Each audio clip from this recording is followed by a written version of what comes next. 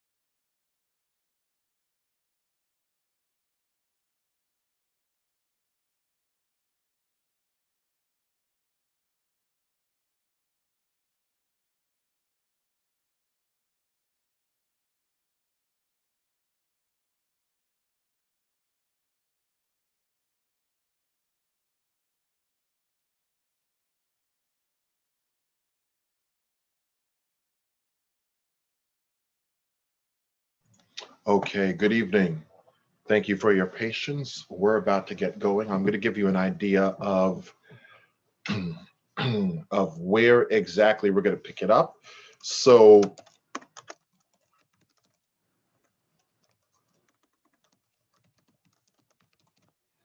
okay, so because of the technical difficulties, there's a little bit of um, disorder in the beginning. And what I'm going to do is bring you to the mark where you need to be, where we're going to be. We're going to start around 3 minutes into the presentation. You didn't miss anything. But what I'm going to do now is give you somewhat of a bio of the person who's going to be speaking, give you an idea of who is going to be talking to you tonight. All right. Someone just do me a favor. If you're near the comments, just text in the comments for me. I just want to see if our comments are working tonight. If not, no, but if you can, just maybe put something in the comments for me, even testing.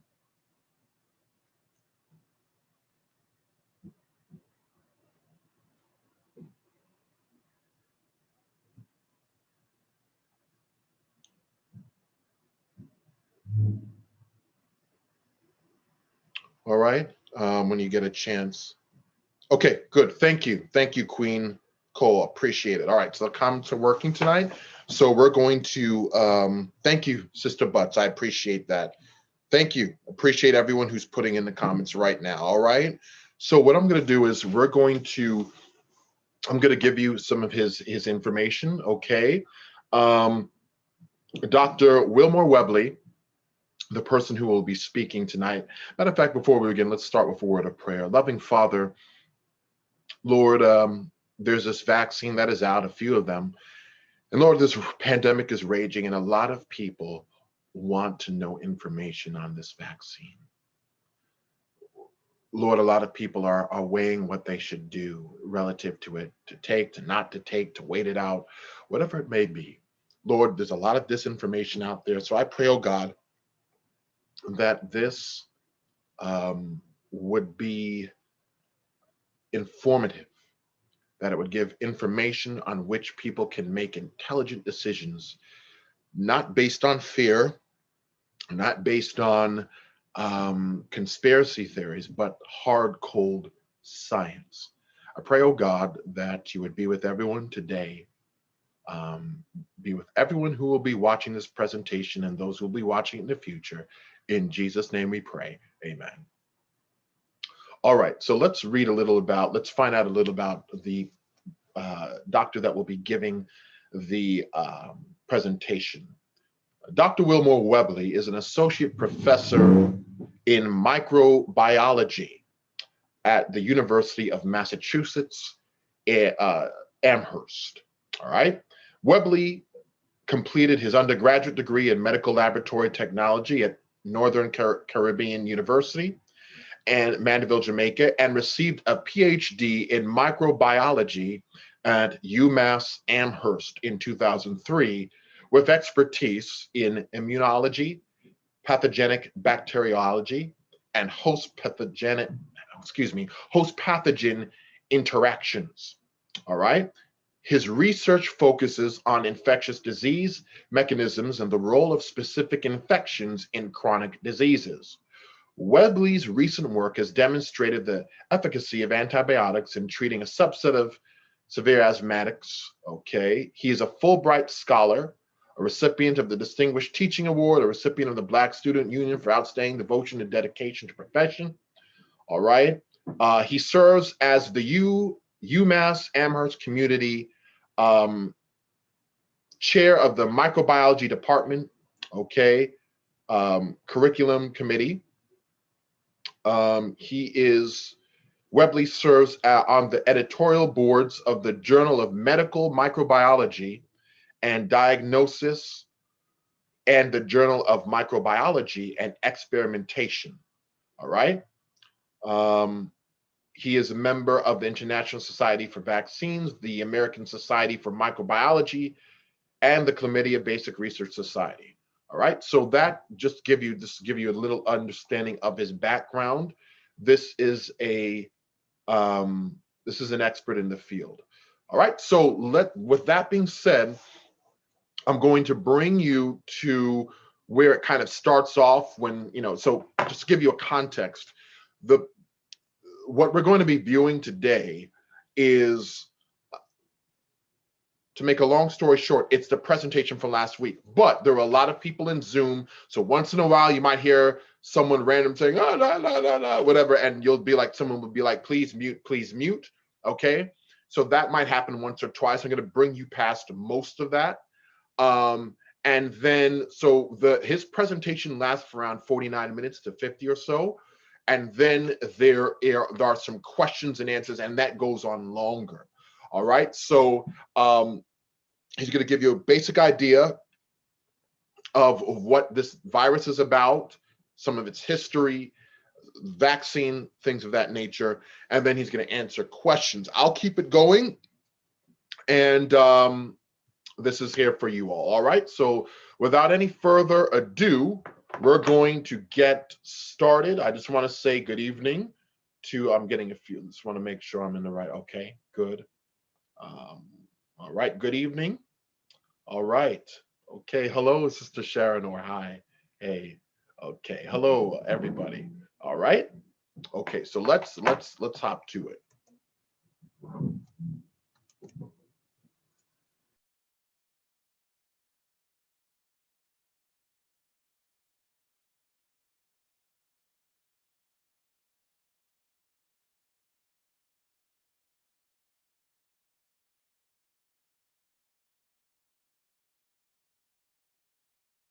Yes, we saw them. Please continue, sir.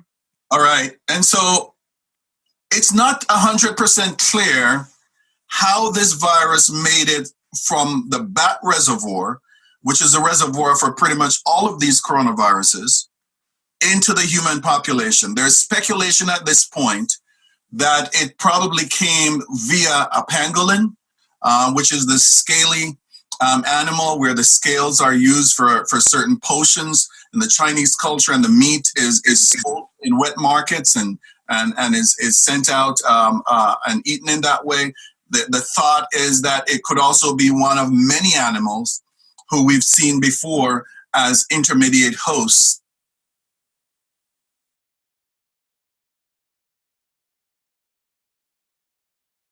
And have gotten the virus directly from bats. It's less likely, but totally possible as well. More research is necessary to actually determine that. Suffice it to say, we now know that you can have human-to-human transmission, which is a higher order of infectivity because these are what we call zoonotic diseases. These are not diseases that typically infect humans. They infect animals. And in animals, they typically probably cause no symptoms at all, like in the bat, which is the reservoir. Once they get into humans, that is where you start seeing problems. And having human-to-human transmission is just a next level for the virus. Keep in mind that all the virus wants is to make more of itself. It has no intention of killing us. It has no intention of making you sick. All it wants is to make daughter viruses, progeny. And in the process of doing that, it will do just about anything to have as many progeny as possible so that it can be transmitted from one host to the next, and it can continue with this process. And so now we know that they've seen the virus transmitted from baby to mom via the placenta, and several other sequelae. So this virus infection Wuhan, China.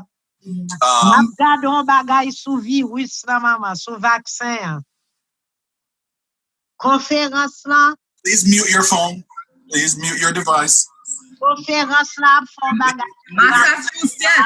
The host has to control this. Everybody should be shut off by the host. Believe that this outbreak happened. And we're seeing now that there are WHO representatives in Wuhan right now trying to determine where exactly that outbreak started. But this is a bustling city. It's a hub. And it was right around the time of the Chinese New Year. But one of the things I wanted to point out about Wuhan is that it has many of what are called these wet markets. In the early 1970s, China was having significant problems feeding its population. And so essentially what happened is that it allowed people to catch and trade wildlife as a way to mitigate this hunger.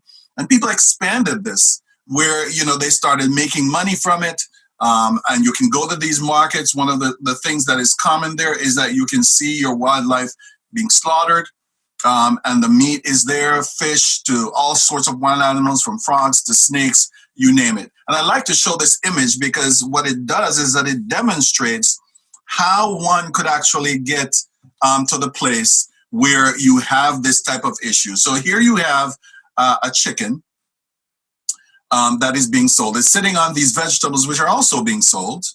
Let me give you a laser pointer. So here you have the chicken, vegetables, right? And then right there's a cutting board where if somebody comes and buys a chicken, it will be slaughtered right there. But you also have frogs here that are being sold, and they're in this bucket. They're live. They can be slaughtered on that as well. Here you have somebody else with some fish and frogs that he's cleaning up in this basin. You see all the intestines and stuff in there. And he has some nylon gloves on, but clearly they're not changed. They're not things that are used to actually protect from that.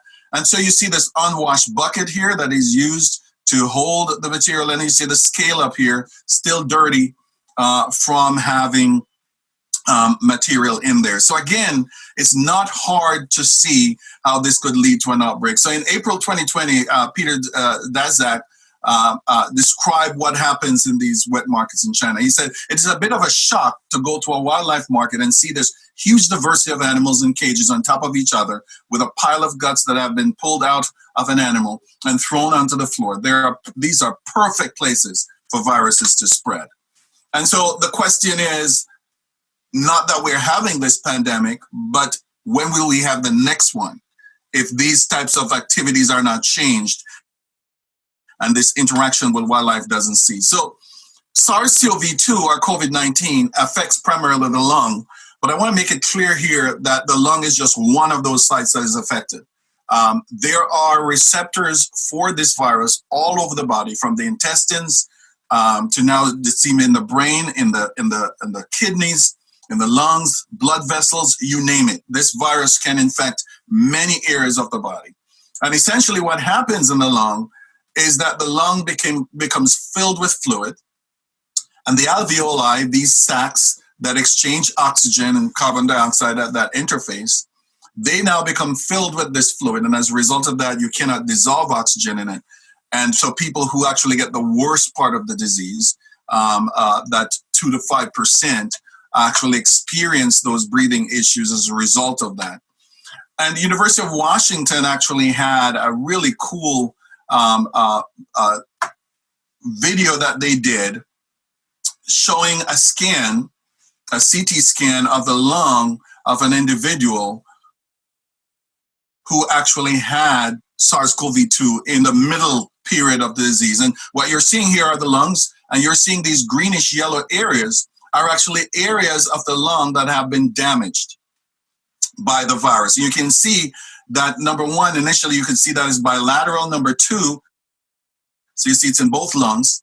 And typically when somebody gets pneumonia, typically it's a single lung that's affected and not both lungs. And so this is not even after this person has been on a ventilator. This person eventually went on a ventilator. But when you look here, you can see this large area of inflammation because of this. And George Washington University did a great job in showing this. One of the things that we've also seen now, they're showing that the virus is actually right at the base of the brain in the olfactory mucosa. And all of these little red dots that you're seeing are the viruses, right? It lives there. So it's very likely that this virus can get inside of the brain, although they haven't definitively shown it in the brain yet. People sometimes think that this virus just infects you, and then after you get infected, it's either you get better or you die. And this is a false assumption about this infection. This virus could infect you, you recover from it, but continue to have significant issues. And one of those issues is what people are calling now COVID tongue, where you have these indentation, these plaque-like areas, and these little boils that you're seeing on the tongue. And somebody told me on Facebook just this week that it's extremely painful. You can see these ulcerated areas.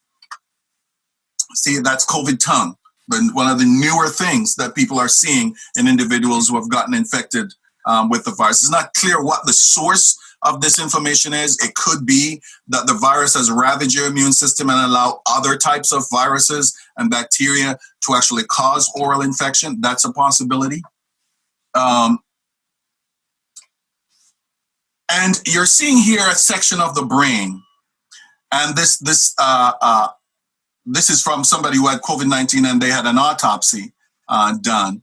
And what the yellow arrows are showing you here are these areas that have this intense area of bleeding, that there is sign that there's bleeding in the area. And what you're seeing with the red arrow, these whitish areas are showing that there's inflammation, meaning that there are immune cells that have come into the brain as a result of this COVID-19. So the other thing is that this is from a patient who had COVID-19, and after 92 days, they were able to stain the virus. Here are those green areas. This is the virus in the intestine of somebody after they had been infected for more than 3 months. So again, these long-term sequelae that people are calling long COVID or long haulers syndrome are varied. People are having fatigue and headache and mood swings and chest pains and difficulty breathing and stuff like that. So my point is people are having blood clots developing, kidney damage, heart damage, and it goes on. You can see, the larger the circle, the more often people are having it. Severe headaches, muscle aches, full body aches, diarrhea, you name it. So again, people might be thinking, if I get infected, I'm more than likely going to beat this and I won't die, I'll get better. But that might not be the total truth. What we've seen in this country is about 3 waves of this disease. We're going on the other side of the 3rd wave right now that started November, December as people started going out. But as you can see, we've had globally over 102 million people infected with SARS-CoV-2. Over 2.2 million people already have died in this country, worldwide from this virus. This is a significant disease. One of the challenges with it is that they continue to have mutations. Where you see the purple balls here is where the virus actually binds to the host cell. That's the area that it uses to bind. And what you're seeing is that those black balls show that it's developing mutations in those areas. And this is the mutation that they're seeing in London, this B.1.1.7 mutation. And I just want to show you this animation, so keep your eyes on this. This is November 10th. And I want to show you how quickly this strain of the virus spread. So this is December now. And by the end of December, in less than a month, this new strain that is 50 to 70% more contagious took over, right? And so what that means possibly is that if it took X number of viruses or of minutes for you to contract the virus, they had put it at about 15 minutes for the original strain, it's very likely that 5 to 10 minutes could make you contract this new strain of the virus because there are more viral particles in the circulation. So that's important.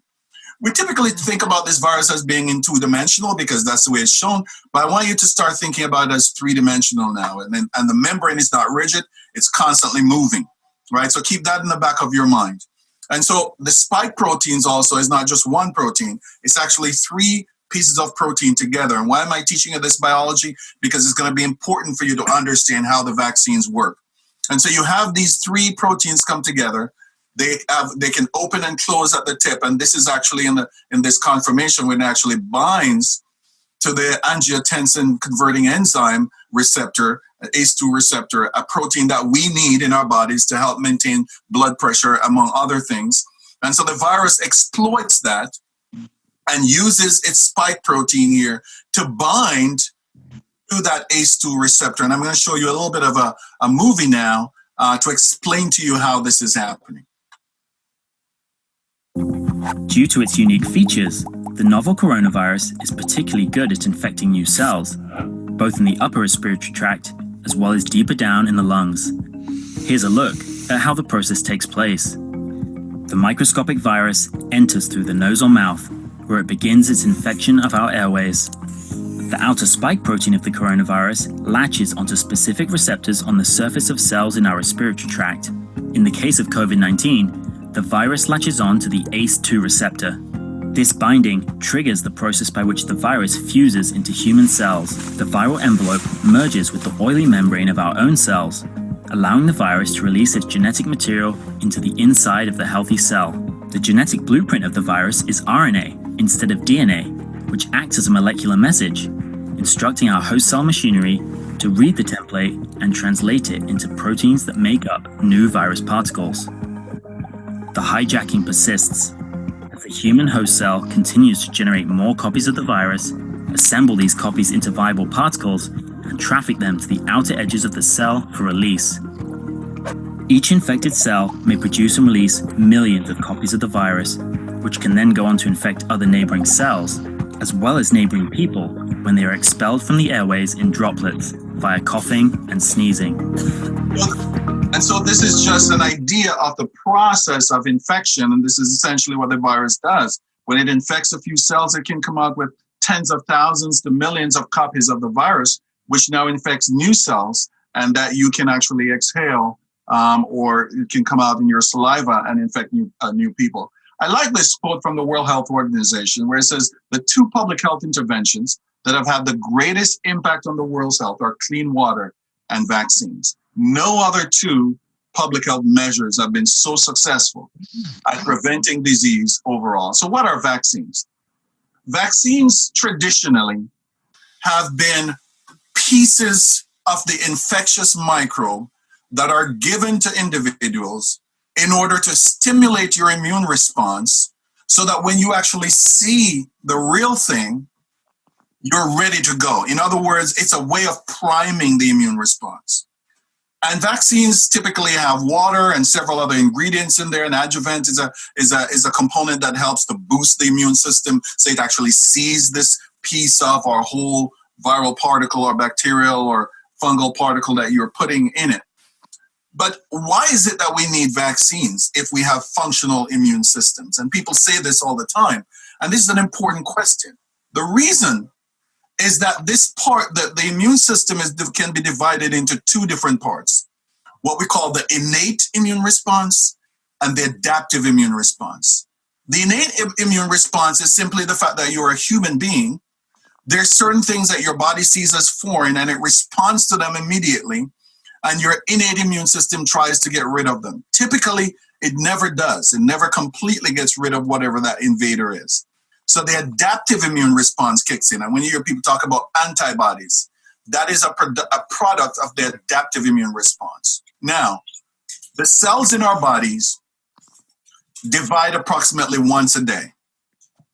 microbes like bacteria can divide every 20 minutes.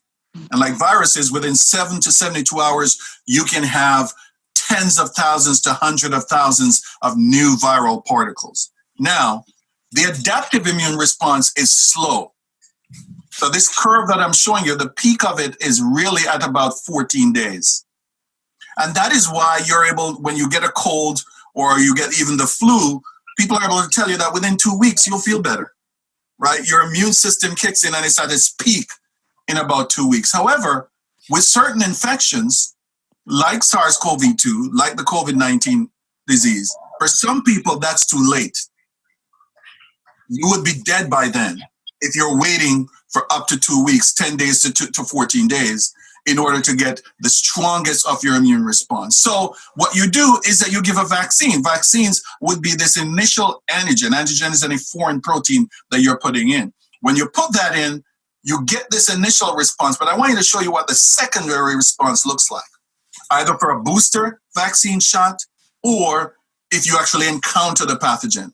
Number one, not only do you get a higher response, but it's a much faster response. What took 10 to 14 days over here now takes just a day and a half to 2 days because the system has been primed.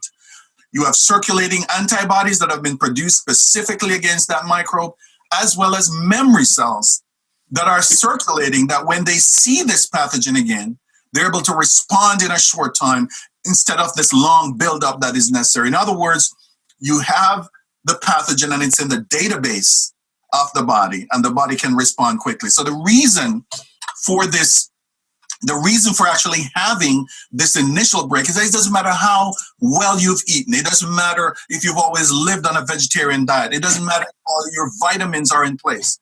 Nothing at all substitutes for that initial primary immune response. Without that, you're still going to have to wait 2 weeks in order to have that strong response.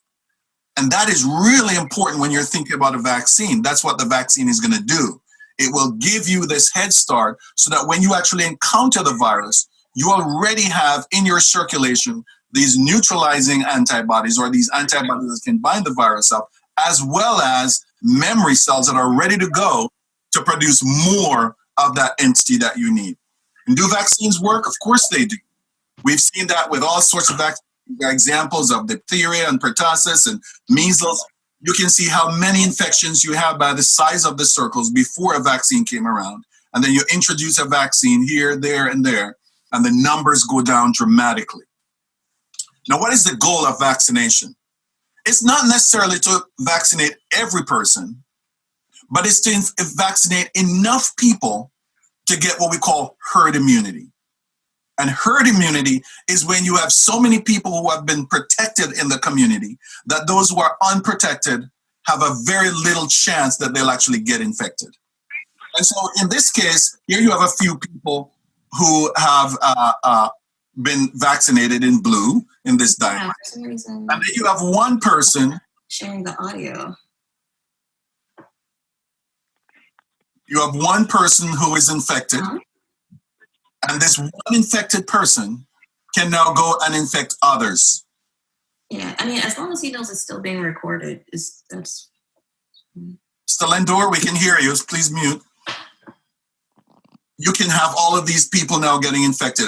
When you have the opposite scenario, where you actually have most people vaccinated, 80% or thereabout people vaccinated, one person is infected, the probability of that person infecting many people goes down significantly. That's the whole idea of herd immunity. For COVID-19, the thought is that you need to vaccinate about 75 to 85% of the population to reach to the stage of herd immunity. Because remember, there are people in the population who cannot get a vaccine. They have underlying conditions that prevent them from getting a vaccine.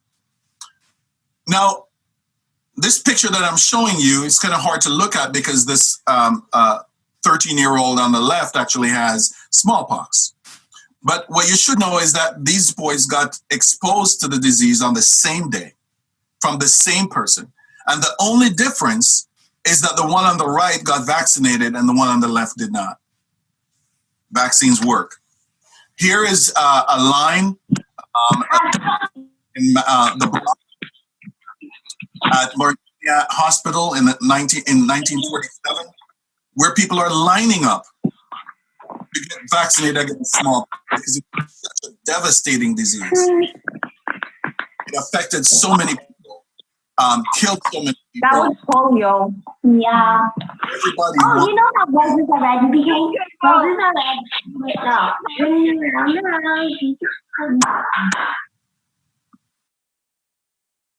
Just needed to have that vaccination happening. So again, the idea is here is your spike protein of SARS-CoV-2 binding to the receptor here. And the idea is that if we have neutralizing antibodies, those antibodies can come in and block, because you see the spike protein is like a key that the virus uses to unlock our cells in order to get in. And so what you're doing, you're literally coming and messing up the key, blocking the site that the key would attach to get into the human body. That's the process of a vaccine. Now, there are many, many vaccines that are being developed against SARS-CoV-2. There's never been an infection that has had such a huge effort to try and develop vaccines. So there are 37 in phase 1 where they're just looking at safety, 24 in phase 2 where they're looking at safety and efficacy, and then phase 3 is a trial where you actually look to see how well the vaccine works while you're still looking at safety. So we have 2 vaccines approved here in the United States, another 8 vaccines that have approval in different parts of the world, include the AstraZeneca vaccine that has approval in the UK. And there are 4 vaccines that have been abandoned for various reasons at this stage. And you're abandoning a vaccine, especially after you've gone through phase 1, 2, or even phase 3 trials, costs lots and lots of money. So here's a listing then of the vaccines that we have. Moderna and the Pfizer-BioNTech vaccine have been approved in the US. The Oxford AstraZeneca vaccine has been approved in the UK.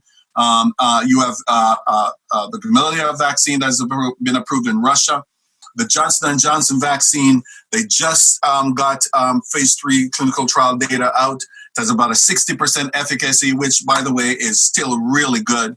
We've been spoiled with these 95% efficacy vaccines, but it's a real good vaccine, and it's a single-shot vaccine, the J&J vaccine, and that should be going up for approval for emergency use authorization really, really soon. So this is the vaccine landscape. Now, I just want to show you a little clip on the human genome. The human genome was sequenced in 2000, where they were able to see all 3 billion letters that make up the human genome.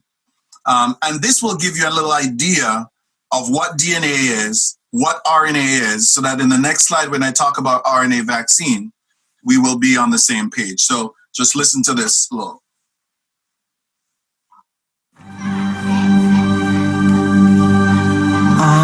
Life, a sunny day, a simple friend, and a complex biological story. The Human Genome Project is a way of exploring our molecular selves. Almost all of our cells, the muscle cells that let us smile, the brain cells that perceive the humor in things, the cells of our eyes that take it all in, contain a complete set of all our genes, the genome. If we could journey inside ourselves into a cell, we would see 23 pairs of chromosomes packed into a nucleus. Each chromosome contains a long coil of DNA. If all the chromosomes were unwound, the DNA in just one of our cells would stretch 6 feet long. The DNA double helix contains 4 kinds of building blocks. An A always pairs with a T, a C with a G. DNA contains information to make every part of our bodies with its 4-letter language. Each of our thousands of genes codes for a specific part. RNA polymerase copies the information in a gene into a messenger molecule, messenger RNA. The building blocks of messenger RNA and DNA are called bases. The bases on one strand of the DNA specify the order of bases on the new strand of messenger RNA.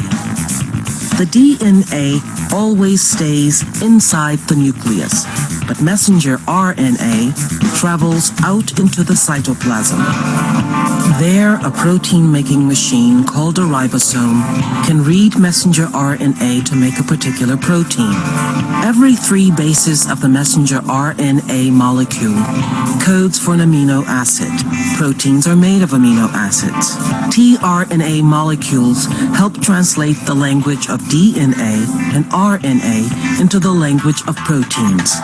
tRNA molecules bring the right amino acids that the ribosome links together to make a protein.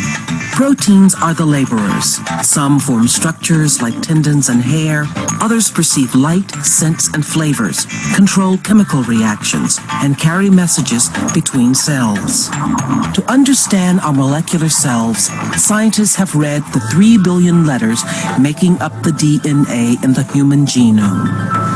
Different sets of genes interacting with complex environmental factors influence things like our looks, personalities, and risks for diseases like cancer and heart disease. A growing understanding of our genes and all they do will help us understand the complexity and the wonder of life.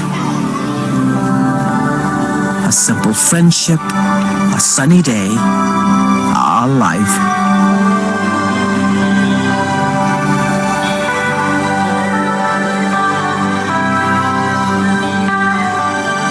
This essentially is what the psalmist was talking about, and he said, we're fearfully and wonderfully made. With these 4 letters of the DNA alphabet, you have a coding for every single thing that is made in our bodies, and this is in every cell of the body. Now, this is a cartoon of a cell. The purple thing in the middle is depicting the nucleus. The DNA that you just heard about lives in the nucleus. Right? That's where it stays all the time. The proteins that they just talked about are made in the cytoplasm. So the cell has 2 compartments. This outer area here where all these organelles are is called the cytoplasm. The inner part here, the purple part, is the nucleus. Right? Really important. The DNA resides in the nucleus. In fact, the cell thinks that the DNA is so very important that it doesn't allow it to leave the nucleus. Stays in the nucleus. And so then how does it make proteins from that instruction in here?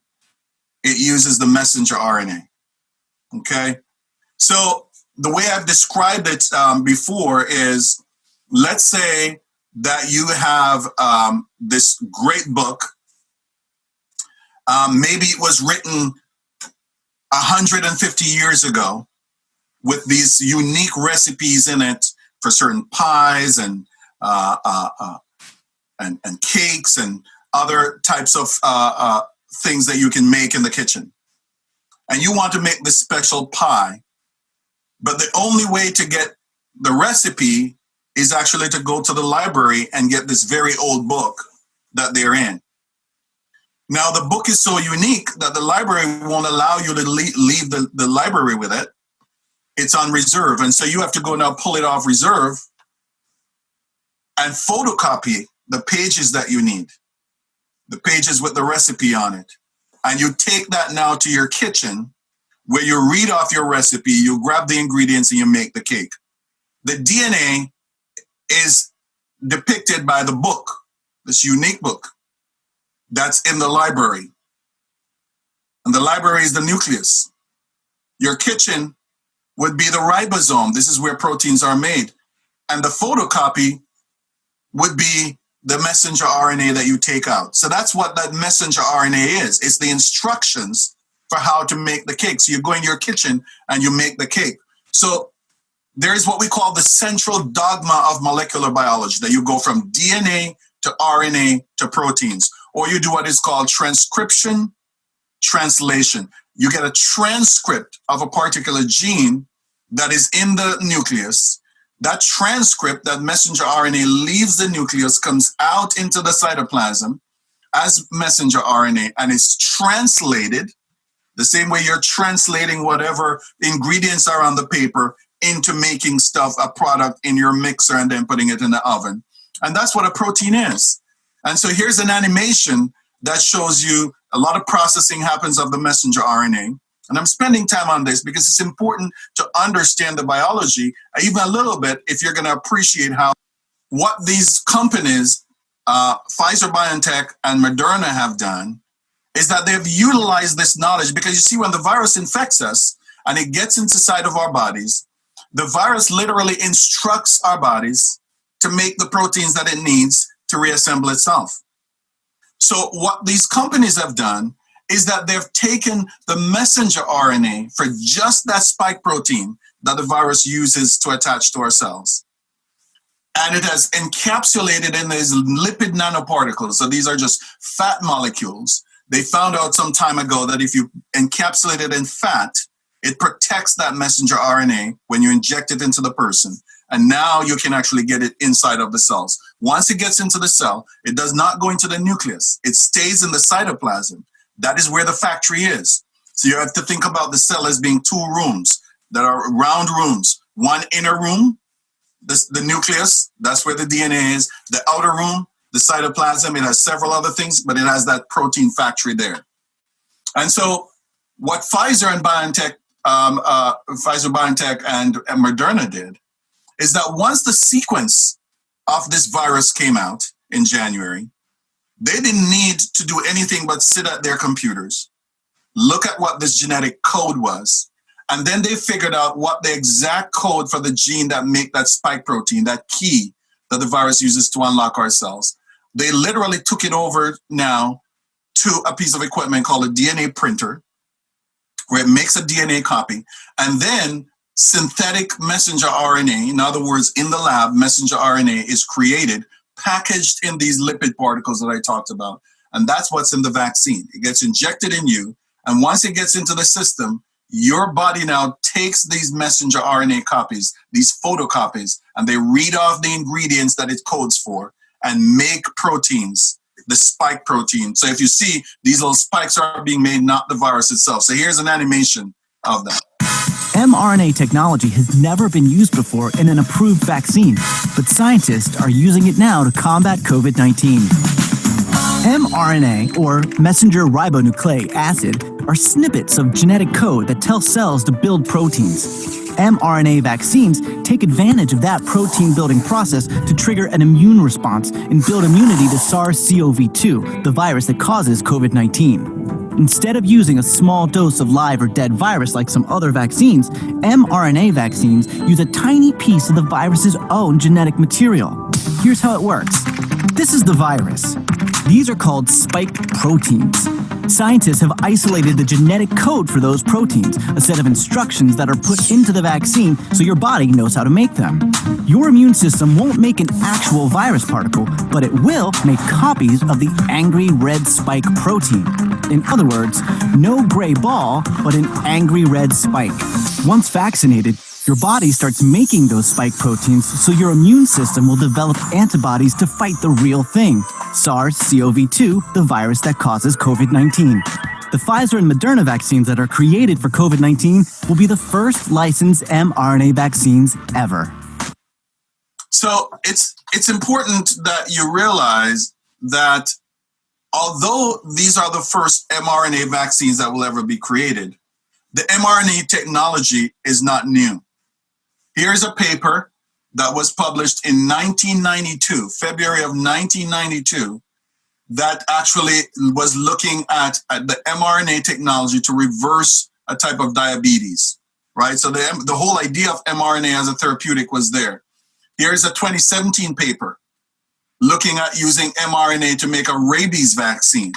Here is another paper that was published in 2019 looking at making a flu vaccine using mRNA technology. Here is a release from Moderna looking to make vaccines using this mRNA technology for Zika virus. Here is another paper, January of 2020, January 9th of 2020. At that time, the sequence had just come out. They're putting out a news release here that they're trying to make a cytomegalovirus vaccine, and they're in phase 1 trial. In other words, they're already in humans trying to make a vaccine against this. And I could go on and on. mRNA vaccines, a new era. This is a 2018 paper that was published. Here is another one looking to use it for type 2 diabetes, 2019 paper. And so again, this is not a new technology. It's just that we've never had a vaccine go to market before using the technology. But the technology is about 20 years old proper.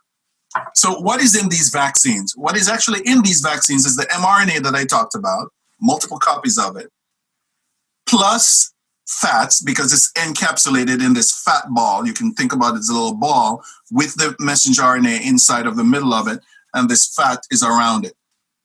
There's polyethylene glycol, which is used to actually hold the membrane together and help it to fuse to the cellular membrane, and then salt and sugar.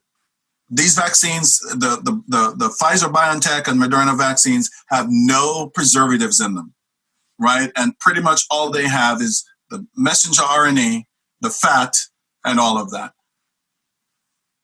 Neil deGrasse Tyson, that many of you might know, one of my favorite scientists, said, one of the greatest challenges in this world is knowing enough about a subject to think you're right, but not enough about the subject to know when you're wrong.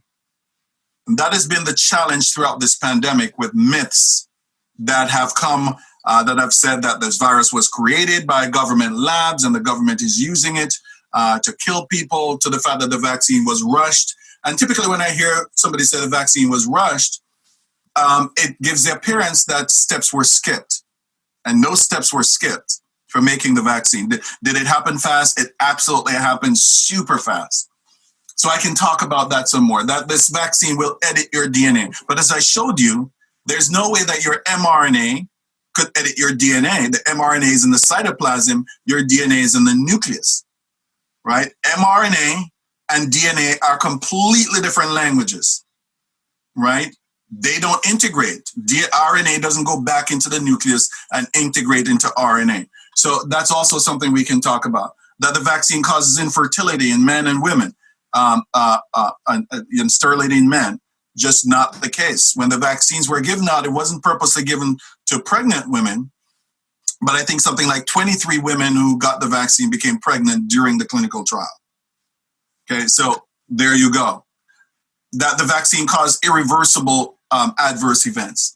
This is a vaccine, it's a medication. It will cause adverse events, everything from headaches to fever to pain at the injection site, but these are all reversible. Even for those people who have anaphylaxis or this whole body allergic response, these are reversible events.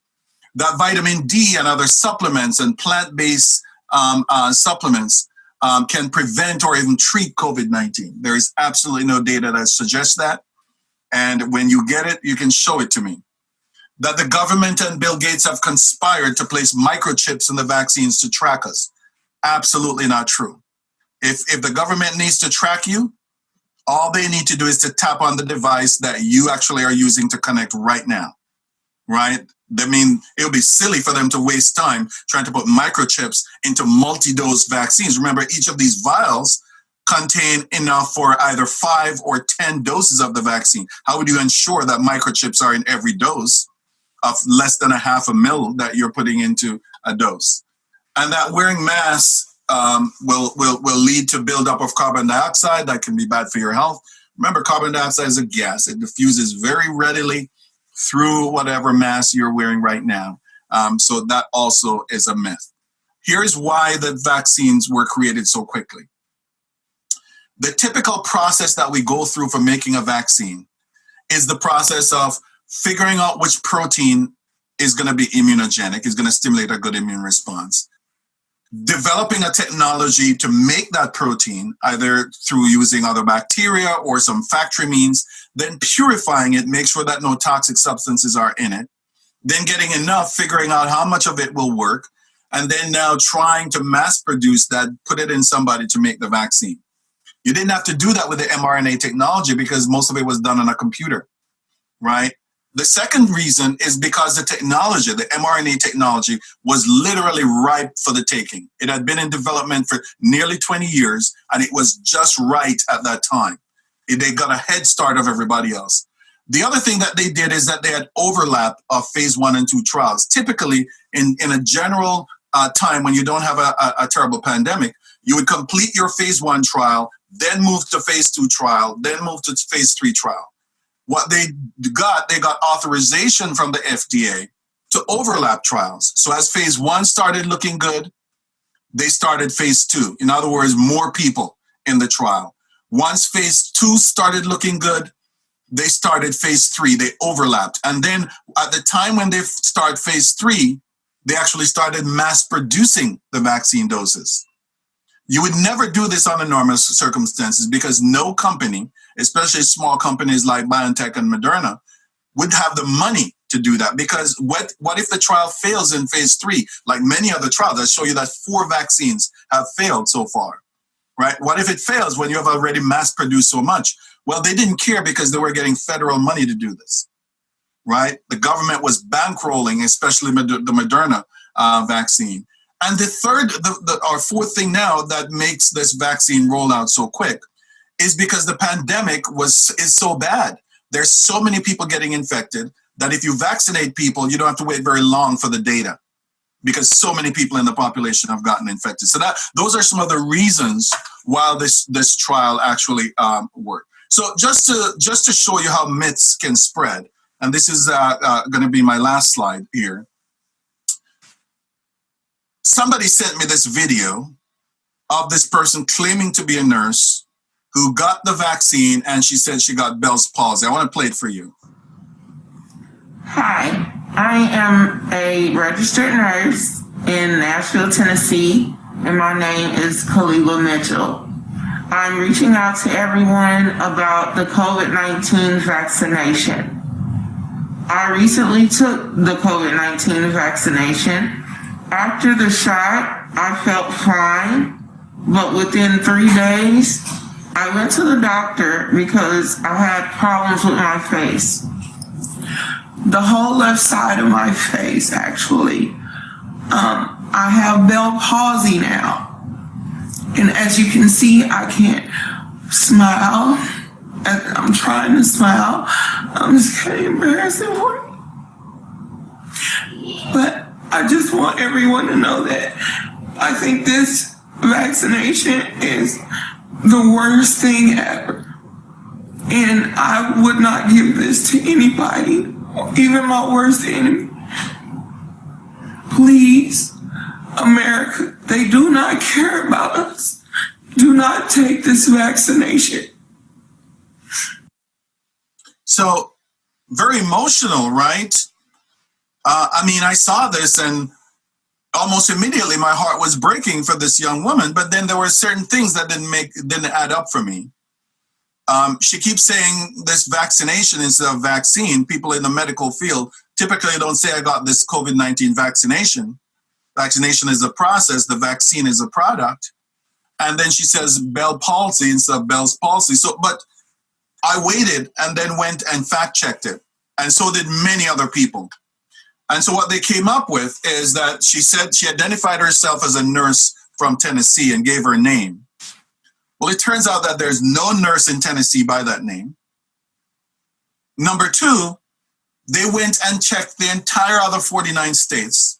There is absolutely no nurse with that name and or description. So the question is, why would somebody put this out if it's not true? You see, the thing is that you have to be mindful of is that when you're seeing these stories, is how clever the anti-vax movement is. The vaccine rollout in this country was started when they actually gave the vaccine to an African-American nurse as the first person. The response by the anti-vax movement was to put a video like this out to show an African-American young woman claiming to be a nurse who got the vaccine and got one of the worst possible side effects you could possibly get from a vaccine, and give the impression that if you get such a side effect, it will be permanent. So you have to be very careful about what you listen to and what you read, because people will use it to try and get you. And I'll stop now and take some of your questions that you might have.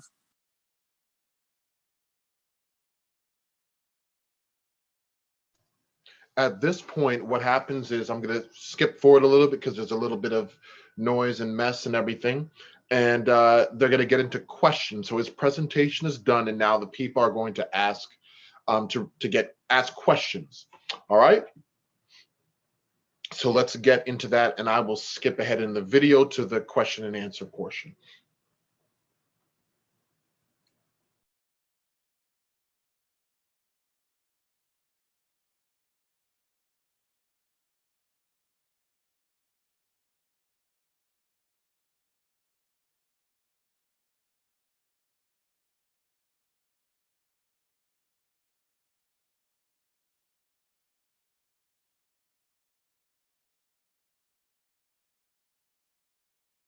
To be able to address those, please. Yeah.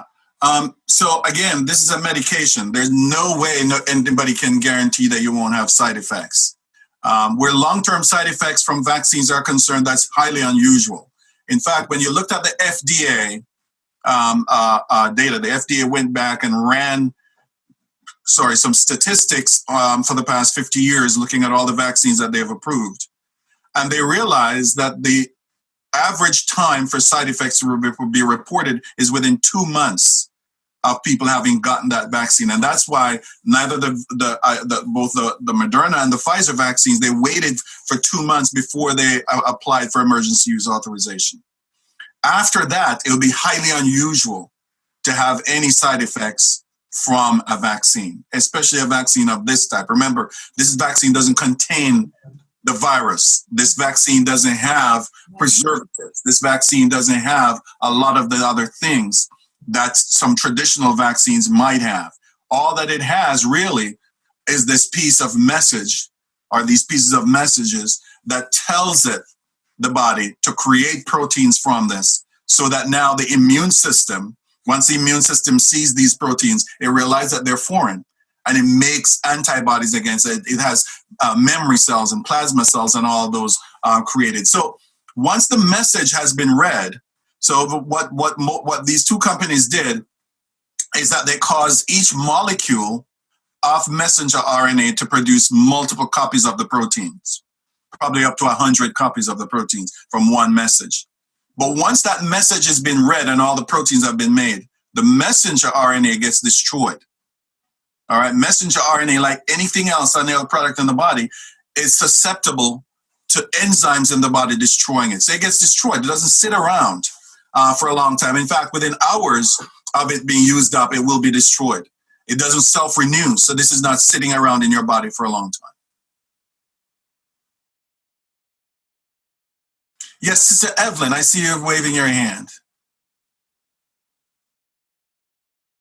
Unmute.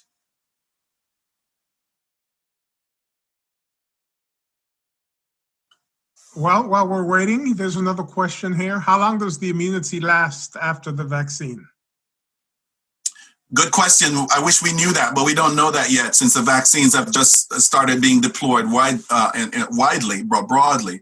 But remember that phase 1 of these clinical trials started over the summer of 2020. You're talking about May, June, people were going through phase 1, and those phase 1 people still have immunity. So we know that for at least that long, the immunity will last. But at this stage, it's too early for us to tell how long immunity will last against these vaccines. The hope is that it'll last for a long time, and that we'll be protected for multiple years with these vaccines. Okay, we're just getting bombarded with questions, so I'll just keep them coming. You said that the RNA vaccine is not a new science, but it is new, being used and tested on humans.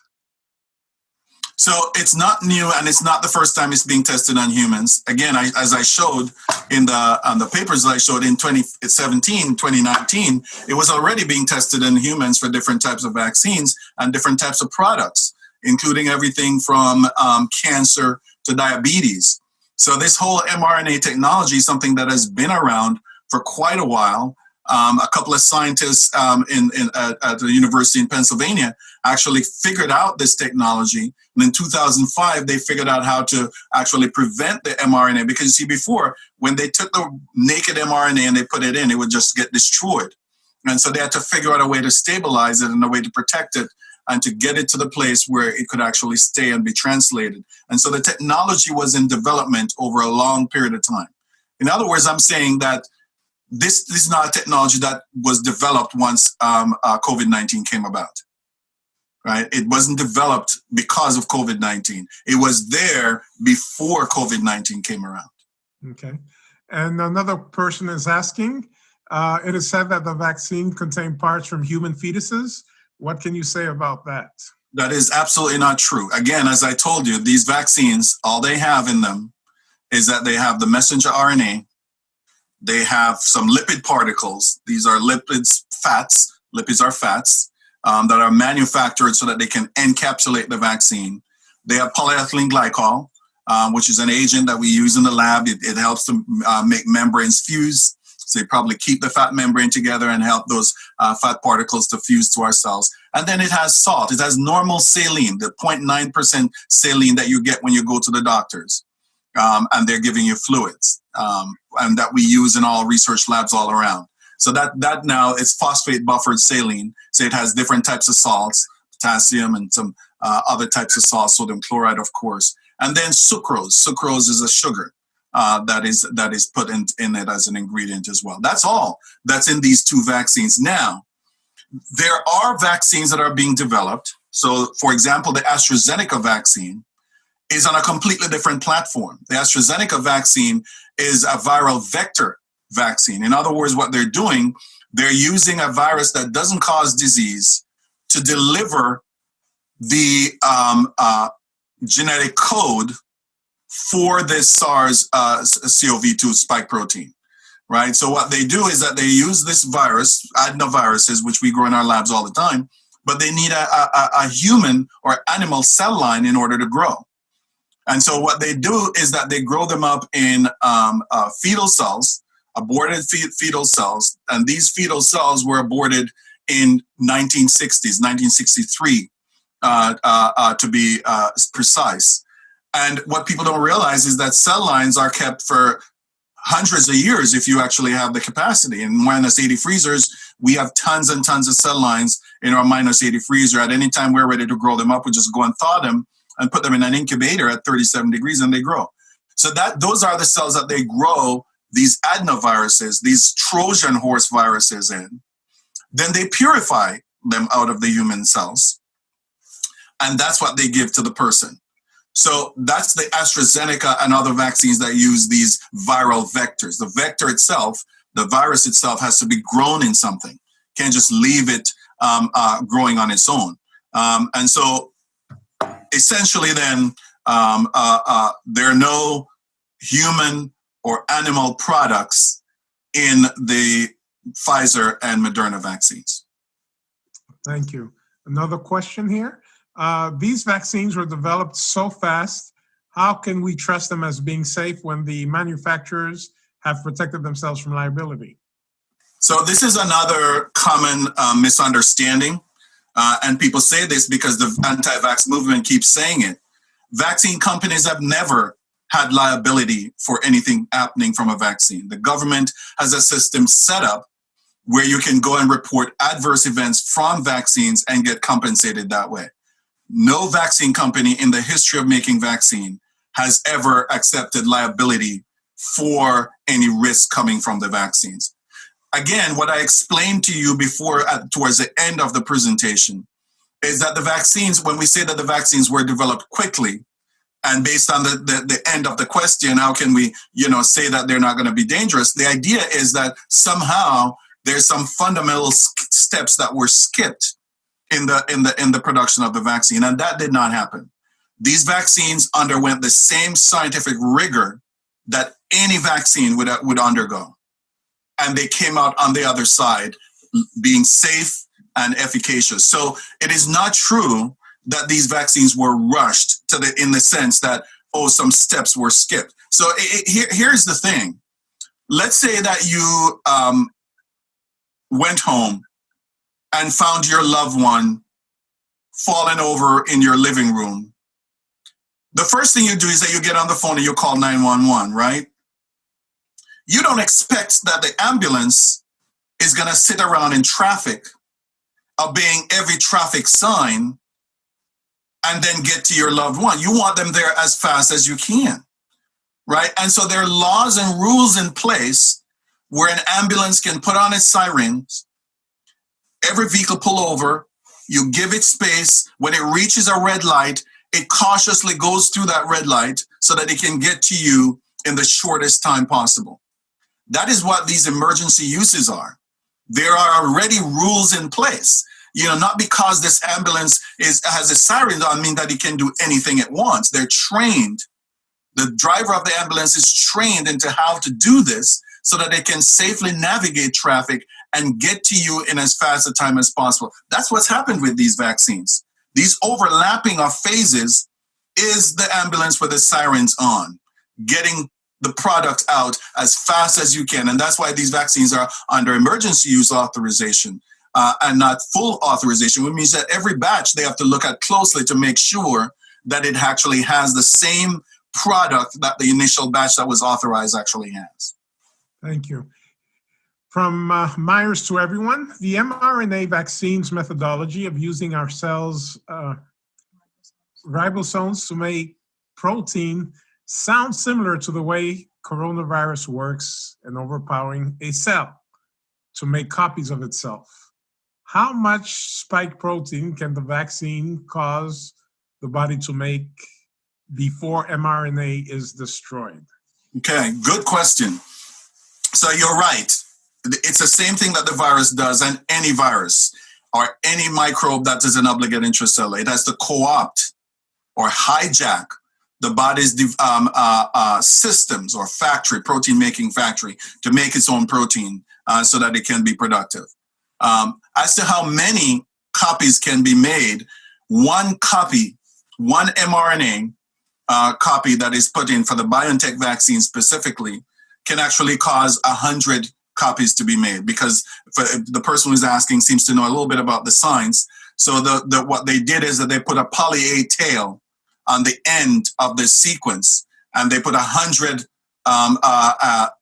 A's on it, which means that it can make 100 copies if it does it efficiently. So you're talking about, for the dose of the vaccine with about 30 micrograms of mRNA, probably in the order of about 11 to 15 billion copies of protein, of spike protein would be produced. And that's decent amount of protein, but not an overkill. Okay. Thank you for that, doctor. The next question deals with the shot. So what happens if you are not able to get the second dose, and will you be needing to have a yearly vaccine? Yeah. So now with the shortages that we're seeing, that's a concern as to whether or not you'll be able to get the second shot in the time period that is necessary. You should be able to get the second shot period, but within that time frame of 21 days for the Pfizer, 28 days for the Moderna. I don't know. I don't know what will happen. My thought is that the authorization that was given by the FDA is for what we saw in the clinical trial. The clinical trial had these vaccines, these shots, these booster shot after that period of time that I just specified. Nobody really knows what happens if you go beyond that. Now, from an immunologic perspective, in theory, nothing big should happen. You will still have memory cells there. You should still have cells that can ramp up the immune system. The question is whether or not you'll get to that exact 95%, or it will be 92% or 91% based on the amount of time. Remember that timing is important, because what you're doing is that you're giving your body enough time to maximize the production of antibodies and maximizing the production of memory cells, which are really important in that booster, because what you're doing is that you're now increasing the levels of circulating antibody proteins that can neutralize the virus, but you're also neutralizing your pool of memory cells, and so that you can have those over long term. Now, as to how long this protection will last, we just don't know how long this protection will last from this from these vaccines. We just have to wait and see. Okay. Then the next question deals with the let's see. There are a number of questions and I'm trying to kind of loop them all together. So the next question is, can you comment on the efficacy of the current vaccine on the new strains? Yeah, good question. So these new strains of the virus, you have this B.1.1.7 strain out of the UK, and then you have that 501 strain out of South Africa. There are other strains coming out of Brazil and other places, and that's always a concern. But this is what viruses do. They're constantly mutating. And although this is an mRNA virus, it actually has a proofreading system, believe it or not. So it has a system like your spell check on your computer that catches its mistakes and correct them. That is why we don't have more mutations than we have now. If it didn't have that, it would be like an HIV, where it makes mistakes randomly and you can't really catch up with them. The more you have the virus spreading in the community, the more chances you have of making these mutations. The good news so far is that the AstraZeneca the Pfizer vaccine, they've gone back and checked and found out that a paper just came out that showed that it offers pretty much full protection against the UK strain. However, when they looked at they're now looking at the South African strain, and that is not offering full protection. However, the level of protection that it offers is still enough to protect you from having serious disease. Because remember, you're talking about a 95% protection from these. That has never happened before for anything that we've seen, probably beyond measles. So, at the time when these vaccines were being developed, the thought was that if we got anything that had 50% protection, we would gladly take it, right? But these vaccines now are offering very high level of protection, which means that they have some buffer, that even if there's a reduction in protection, there will not be this total avoidance of antibodies that are being produced. And so that's our hope. However, even if it's the case that the new strains have evaded the vaccine, because of the ease with which you can redo this platform, they can just go in and redo the mRNA and make a new mRNA vaccine that we would get as a booster that could protect us. Now, the other part of the first question that I forgot to answer is whether or not you would have to get a booster each year. The hope is not. The reason you have to get a flu shot each year is because you're getting different strains of the flu virus. That's not the same case with this new virus, with this coronavirus. Again, it has a proofreading system, not making as many mistakes. The idea is that one vaccine should protect you over multiple years until the amount of antibodies have waned. And again, we don't know how long that is. We'll find that out as time passes. Okay. And we just want to let our listeners know that we did have technical difficulties. This program will be replayed in its entirety on our social media pages so that everybody can hear what took place today. Let's go now to another question.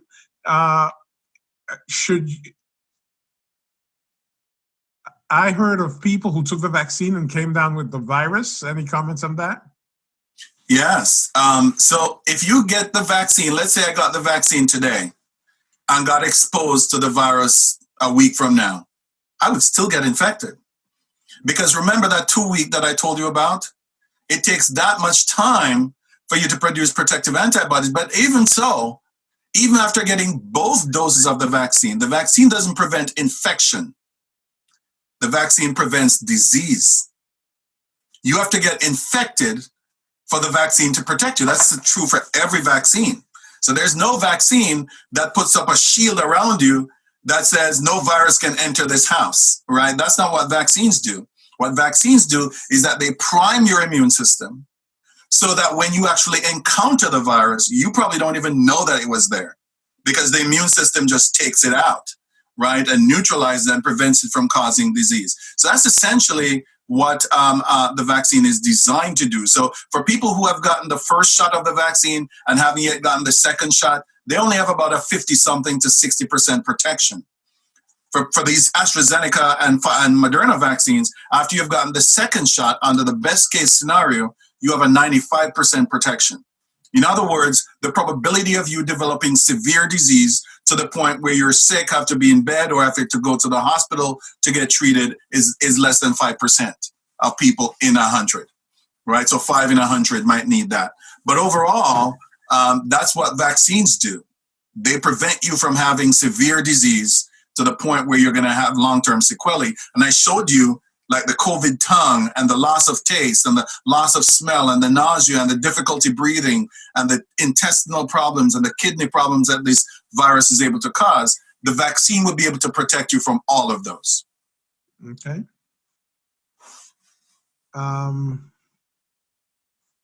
Okay. I just lost the chat. Somebody's sharing their screen. Somebody's sharing their screen. You have to stop screen share. Whoever is sharing your screen, please stop. Thank you. Screen share is still there. It's Lynette. You're sharing your screen. Okay. You should be able to go up to the top and stop the screen share, Dr. Honore, if you have full. All right. Let me get to another question.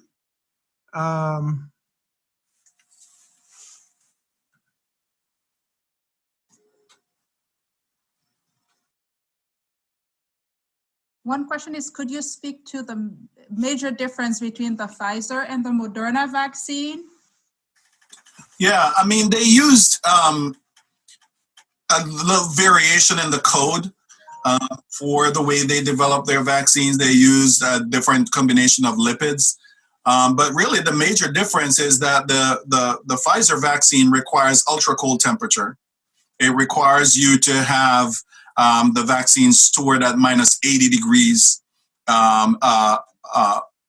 prior to you opening it up and going in. And once you go in, you have a limited amount of time before you have to use up all the doses. For the Moderna vaccine, it's stored typically at a minus 20, and after you open it, you have up to 30 days that you can use it. As one of them, the Moderna, each vial has 10 doses in there. The Pfizer has 5 doses, but overall they offer similar levels of protection. You know, you're talking about 94 point something to 95% protection. So they're very, very similar in the way they're made. They're both mRNA vaccines. That's why they have similar efficacy. So they're not huge differences.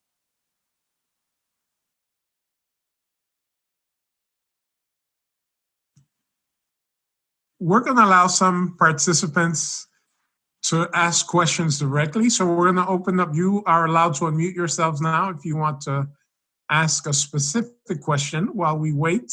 Are there any people, any category of people who don't need to take the vaccine?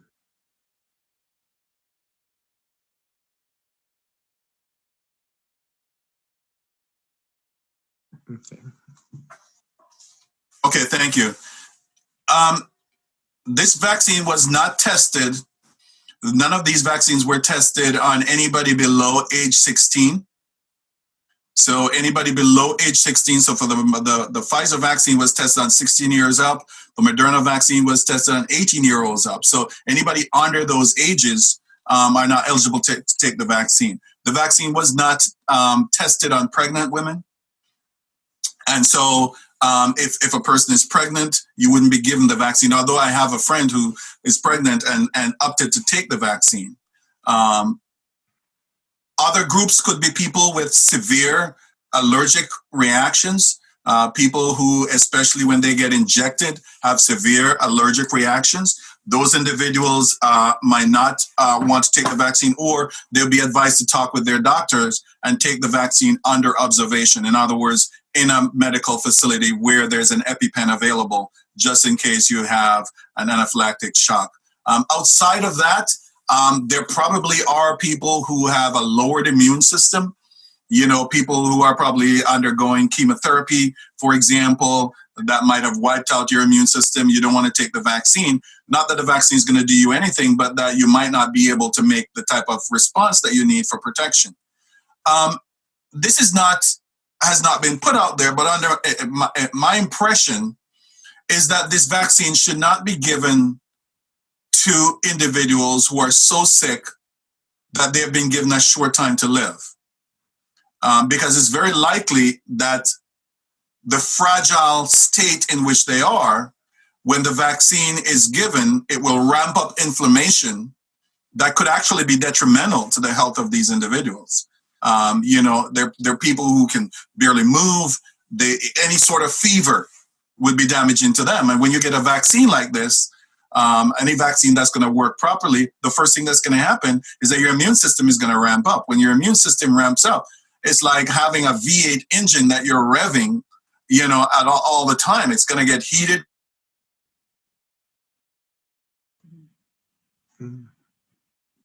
Hello? Yes, go ahead. Yes, thank you for the presentation, Doctor. I was just wondering that if it is possible, as you've been presenting the information, that a completely safe vaccine could be produced in 10 months, then why has the protocol been that nothing has been released as far as medication or vaccine development? Nothing actually has been released to the public after several years of observation and testing. I guess that's the part that doesn't seem to connect for me. These protocols seem to have been put in place for a reason and for observation, but here it seems like, okay, 10 months, we have everything we need. You've mentioned the mRNA technology has been out there for 10 plus years, but nothing has actually been distributed or made for public consumption. It's only been stuck in the phases, which was part of the original protocols put in place. So why the disconnect? Why is it all of a sudden now that it's found that it's okay or it's safe to be placing the vaccine out for public use in such a short amount of time without really any knowledge? I mean, despite what you are stating, which I can understand, they're not seeing any side effects, but at the same time, historically, they haven't put out anything at this large a scale that's been made in this specific form to actually observe if there are any long-term side effects. You're dealing with manipulating genetic information and— All right, can we allow him to answer? Go ahead. I'm sorry, thank you. Yeah, I get the question and I get the passion that it comes with as well. However, science is science, right? The science bears this out. And so what you're talking about apples and oranges. The original vaccine platforms that have been used required that amount of time. So it wasn't that phase 1 was taking 3 years because they were observing for long-term side effects. That's not the purpose of the phases. The reason the phases were taking that long was because they just couldn't get them to go any faster, right? The reason you're waiting for phase 2 and phase 3 to give you data is that most of the diseases that you were testing on weren't around in the level that SARS-CoV-2 has caused disease. In other words, they were able to turn around these vaccines quickly because they were able to get data from their clinical trials in a very short time. When you're having 200,000 people being infected each day, it doesn't take a long time before people in your different phases of your clinical trial to get infected with the virus, which is exactly what you want. So let me explain to you what is going on in clinical trials. In the phase of a clinical trial, what you're trying to do, you're looking to see when I Mr. 5, whatever that is, Mr. 5, you mute. I have to mute everyone again because it's just not going to work if all the mics are open. Go ahead, doctor. Yeah, so, in your phase 1 clinical trial, let me just explain clinical trials a little bit to see if I can answer this question. Your phase 1 clinical trial is done on a handful of people, 40 to 50 people at most. And what you're doing in phase 1 clinical trial, you're doing a couple things. You're not even testing to see if the vaccine works in your phase 1 clinical trial. What you're doing is that you're trying to see if it is safe. And so you're doing what we call dose escalation studies. In other words, you're giving different groups of people different doses of the vaccine, and you're seeing which group has side effects or adverse events that are outside of what you would feel is acceptable based on prior vaccine studies. You're hoping that you will see some data that shows efficacy, but that's not the primary goal. Moreover, the sample size is too small to determine that. So once you've done with phase 1 clinical trial, you go into phase 2, where you get to do hundreds of people. And now you can actually have the statistics to look at efficacy. There's nothing that says you have to wait X amount of time for a phase 1 or a phase 2. The phase is done when you have enough people in the study who have had the shot over a period of time. Phase 3 clinical trial now is where the rubber hits the road. This is a double-blind case control study where you give one group of people a placebo, maybe you give them some sugar and water or some saline or something like that, and you give the next group the vaccine. So you enroll a lot of people, tens of thousands of people. In this case, for both the Pfizer and the AstraZeneca and the Moderna vaccine, over 30,000 people. I think the Pfizer had 40-something thousand people were enrolled in the study. Half of them were randomly given a placebo. The next half was given the vaccine. Neither the patient nor the vaccine company nor the person giving the vaccine knows who is getting vaccine versus placebo, right? You tell these people to be safe, to wear their mask, to not go out and congregate. But as the vaccine company and the scientists running it, you kind of hope they don't listen to you. Because if nobody gets exposed, you won't know what works. So what these vaccine companies did is that they didn't wait for their 30,000 people to get exposed. They had specific language in their approval that said after 90 people or after 50 people or after 150 people have gotten exposed, then you'll unmask the data and look at who is who.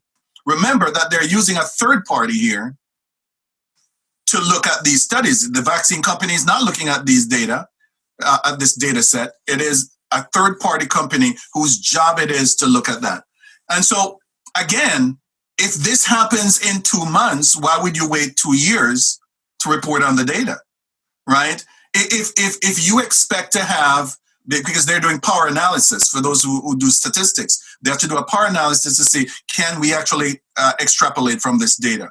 And essentially what happened is that when these companies released their initial data, and it's not true that we have all of the data from these trials, right? And I can give you links to these. When they opened the data, what they realized, for example, from the Moderna trial, they realized that they had something like 170 people in their test who had been exposed to the coronavirus based on testing via PCR.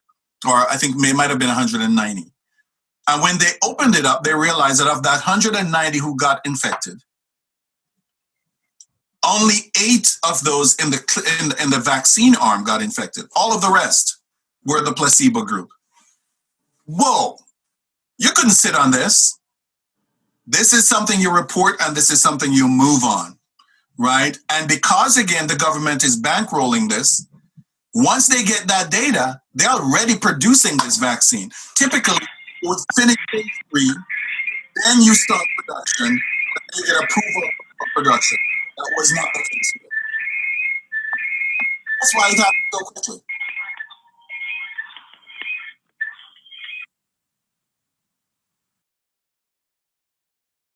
I'm going to combine a few questions that are heading in the same direction. There are comments here that natural remedies are available to help people with a lowered immune system. And another person comments that healthy eating is the best remedy, and people are taking the vaccine for a quick fix. Build the immune system through the 8 laws of health. Do you want to react to that? What role does a healthy immune system play? So 3 questions combined into one. Yeah. I will always advise people to be the healthiest you can possibly be.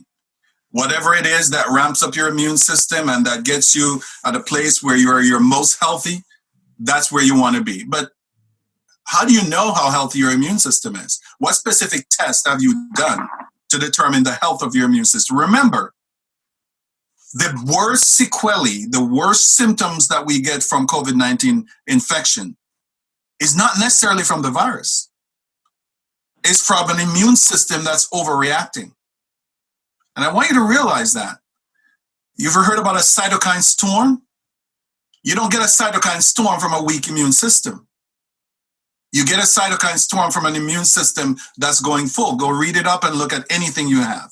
Now, the 8 laws of health. The 8 laws of health are there to help us to live long-term good lives. And if we have chronic illnesses like diabetes and heart disease, those are the things that are staved off by the 8 laws of health. When you have an infectious disease, it's a completely different room that you found yourself in. Why? Because unlike chronic diseases like diabetes, an infectious disease will kill you within days. It doesn't matter how much supplement you take. It doesn't matter what it is that you do. You cannot prevent COVID-19. You cannot prevent SARS-CoV-2 from infecting you.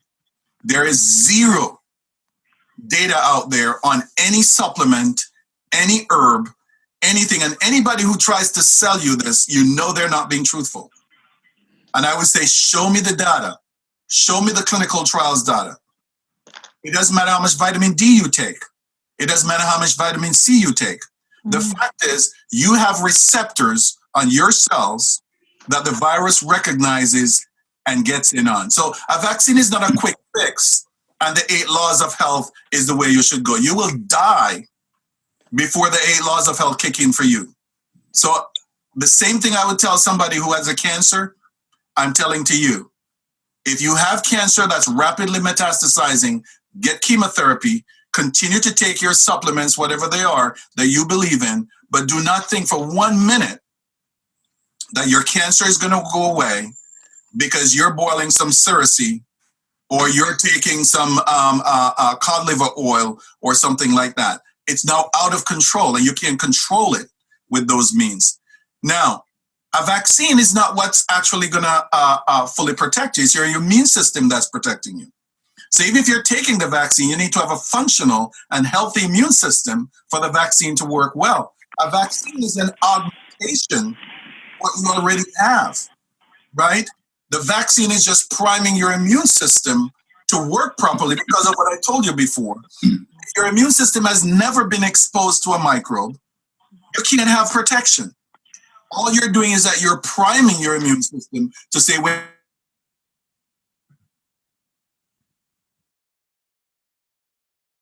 unmute, doctor. Hi, can I ask a question? you see that bug, respond to it, right? That's the purpose of a vaccine. It's not taking over your body. It's telling your body that when you see this thing, it is foreign, it is not good, take it out. Okay. We're going to let me ask a question. Can I ask a question here? Can I ask one? I raised my hand. So Doc, we are so thankful to have you on this program this evening. It is much better than all of the programs that we've even heard from the Department of Health and from other agencies. Your scientific presentation is done in such a simple way. It's been very, very important for this community. Now, the question is that I have is, the more spread, the more infections that happen, is it the more mutations that we would have? And the more mutations that we have is the more variants that we would have, and the more variants would cause the more deaths in this disease? You're right on, Pastor. That's exactly what we're running away from here. That if this outbreak is not stopped soon, you'll have more and more of these variants that evade even the vaccines that are currently available. And that's the trick now, that you get as many people protected, vaccinated as possible, so that you slow down the spread, you slow down the infection. For every new person that this virus infects, and for every new round of infection, it has a possibility of making another mutation. And many of those mutations do not make anything that's better at binding or transmitting or infecting than the previous one. Every now and then the virus gets lucky, and it gets a mutation that makes it much more capable of infecting or being transmitted. And then that variant will take over. And if it's, and here's the thing, the mutation doesn't have to be more deadly. If it's more transmissible, which is what the virus is going after, then what eventually is going to happen is that you're going to get more people infected. And if more people are infected, then more people are going to get hospitalized. And if more people are hospitalized, then more people are going to die. Right? That is the bottom line here. And so the idea is, again, these are vaccines that have been proven to be safe. And now, I can't promise you that a year from now, 1 or 2 people won't show up with something that they find is vaccine related. That because we haven't seen that. It's not a normal thing to happen with vaccines, but then again, this is not a normal vaccine. What are we afraid of? That people are going to change into rabbits or that somebody's going to die from a vaccine? That's absolutely not going to happen, right? That I can tell you. Scientifically, that absolutely will not happen. So, you know, my thing is that the vaccines getting to a level of herd immunity will calm down this infection. COVID-19 will still be around in some form or another. This virus is not going away. The fact that we have vaccines for it doesn't mean that it's all of a sudden just going to pack up and leave us alone.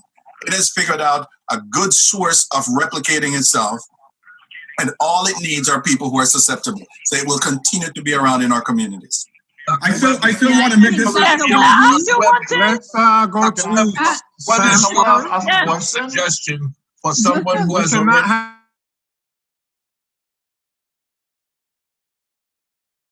Hand up. Can you ask your question? Yes, please. I have a question dating back to what you just said before in the chat. You said RNA manipulations are not new, that it started as early as 1992. So my question for you is, how come we already came with a vaccination or vaccine within 10 months with a new virus using RNA? I never use the word RNA manipulation because that's not exactly what is being done. What you're doing is that you're doing exactly what the virus does. And I want you to understand that. When any virus like this, especially RNA viruses, positive strand RNA viruses, infect the body, they do exactly what this vaccine is doing, right? They use the body's protein-making machinery to make their proteins. The only difference with this vaccine is instead of making the 30 proteins that the virus has, it's making a single protein. It's making that spike protein. Because we know that if you block that spike protein, the virus can't get in. Now, the technology is like having a software, right? So you might say, how could you work out this calculation when we just gave it to you? And my answer would be because we already had the software for that calculation. The mRNA technology is the software that was there in place that they had been testing and refining over time. The other thing you have to realize that I didn't mention, and that's my fault, is that this virus, while this strain of it is new, it's just a new family member. Since the SARS outbreak in 2003, they've been trying to make a vaccine against this family of viruses. So one of the things that people have missed is Dr. Corbett, who is the scientist at the NIH who had been working on a vaccine for SARS. She's actually an African-American woman. And she had already come up with a way, to figure out the sequence and the way the spike protein looks. In other words, she had all of that already in place for the original SARS virus. And so when this virus came around, the sequence was almost identical. In fact, the spike protein was almost identical. It's just that it was more efficient. They bound to the same receptor. So all that she did was they modified this now at the NIH to represent the virus that they knew, the new variant of the virus that they had, and then threw it on the same platform that had been developed, the software, and through that software now you're able to make the vaccine. So again, I know it's hard to believe that somebody could make a vaccine in such a short time, but you have to remember that we've never had a situation where so many great scientific minds were put together to make a vaccine. So this tiny company down in Cambridge, Moderna, could never have done this on their own. But when you take the money of the federal government and the brains of the NIH and you combine that, that is what you get. BioNTech, this tiny German company that was started by a wife and a husband to look at mRNA technology to make different drugs, mostly looking at cancer and stuff like stem cell, they could never have pulled this off. And that is why they partnered with Pfizer. Pfizer is a massive vaccine company with production lines and equipment and factories all over the world, right here in Massachusetts. So with these combinations, plus the peer reviews and the brains of scientists all over the world reviewing everything that is put out. I have a Twitter group that I'm a part of, and every single thing about this virus infection, the pandemic, and vaccines are reviewed through scientists who I know and trust. And I have done the same thing. I've read all of the papers. I've read through all the data sets. These are solid vaccine technologies, and we can spend the whole night talking about whether or not it's safe because of how quickly it was developed. As I said to you, all of the data that is available points to the fact that these are safe and efficacious vaccines. There's nothing new that we're going to learn from what is there. Dr. Webley, what is your remedial suggestion for someone? What, Dr. Webley, what is your remedial suggestion for someone who has already been infected by the virus in terms of recovery? I didn't hear part of your question. For somebody who is what? What is your remedial suggestion for someone who has already been affected by the virus in terms of recovery? What is your medical suggestion? What do you suggest? Well, I'm not a medical doctor, so I can't give you a medical suggestion, but you should get the vaccine. If you have already recovered from the virus, the suggestion is that you get the vaccine. And the reason why the suggestion is that you get the vaccine is because, as I said before, when you got infected, there is nothing out there that says that you are fully protected, because the immune system is going after the entire house when all you really need to make a protection against is the door, right? And so the immune system is busy making antibodies and responses against the windows and the rafters and the roof and everything. But this specific vaccine targets the door that the virus uses to get in. And it has a robust response against the door. In other words, the door that the virus was used to get in, that is what is being protected by this vaccine. And so that is why the suggestion is that you do get vaccinated. Now, if you are in the throes of being infected with the coronavirus, if you just tested positive, the suggestion would be to wait at least 30 days to get vaccinated. Thank you. I'm going to let Samsung, you've been waiting to ask. Go ahead and ask your question. Yes. Hi, thank you, Dr. Robley, for your wonderful presentation. My question is, I never got sick, but I did the test. My test was negative. But when I did the antibody test, they find out like I have like antibodies. So my question is like, is it okay for me to take the vaccine, and when can I take it? Yeah, it should be okay for you to take the vaccine, and you should take it when it's your age group. You know, and when your age group is at the place where you can take it. For example, I haven't gotten the vaccine, and it's not because I don't want it. It's because I'm not in the age groups and in the group, the demographics of people who are getting it now. But I mean, I can take it because I'm a registered nurse, but I was just being cautious to find out exactly, since they find like I have the antibodies, that means I was exposed. So that's why I said I want to know for sure when can I take it. So that's I mean, in my opinion, I think you should be able to take it. And as I said, if you had just gotten exposed, then you can wait a month or so, but then I would take it, because I think the vaccine offers a better protection than you would have gotten from being naturally infected. Okay, thank you very much. You're welcome. Monica H., you've been waiting. Yes. Go ahead. Hi, thank you so much. And thank you for the excellent presentation, Doctor. So my question is, I just want some clarification. When you were talking about the fact that, we just can't say, diets and all those kinds of things. I agree, because of the amount of deaths and things like that, vaccination is necessary. But at the same time, I'm a nurse. What I have been saying, because I give, COVID updates for my church, is that until the vaccine is available, because everybody can't get it right now, what I have been suggesting is that they do eat right, that they, exercise, that they rest, and while we cannot say vitamin D, zinc, and vitamin, what am I missing? C will protect against the virus, they still have innate immune properties in helping our immune system. So I say, while we can't say this will, prevent you from getting COVID, so you still want to fortify your body so that if you get infected, you have something to fight with. Because if you're not getting rested, if you're not eating right, that's a more deficient, immune system. So am I saying something wrong? I just wanted some clarification based on, you're saying exactly what I said about 10 minutes ago. I totally agree with you.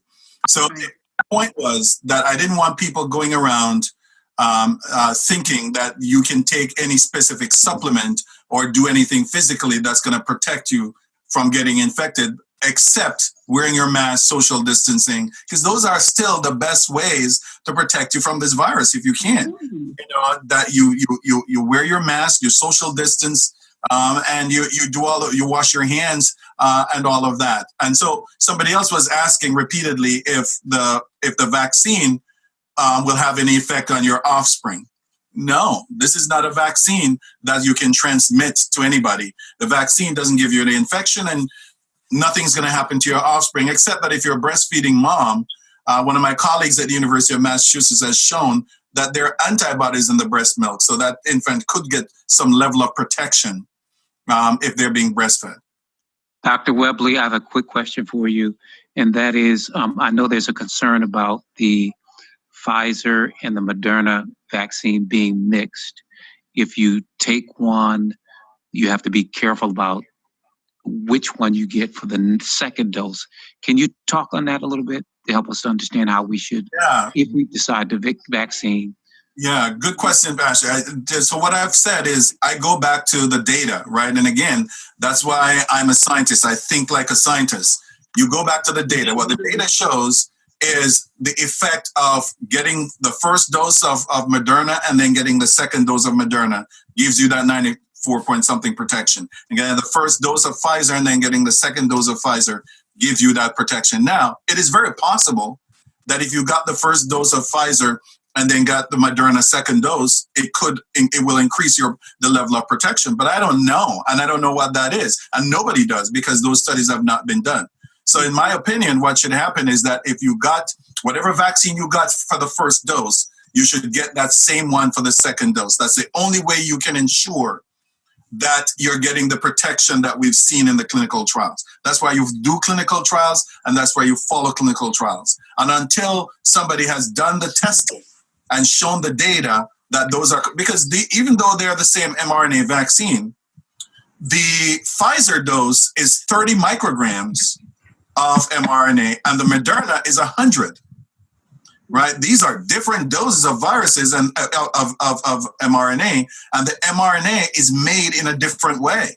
And so I would say take the ones that are compatible.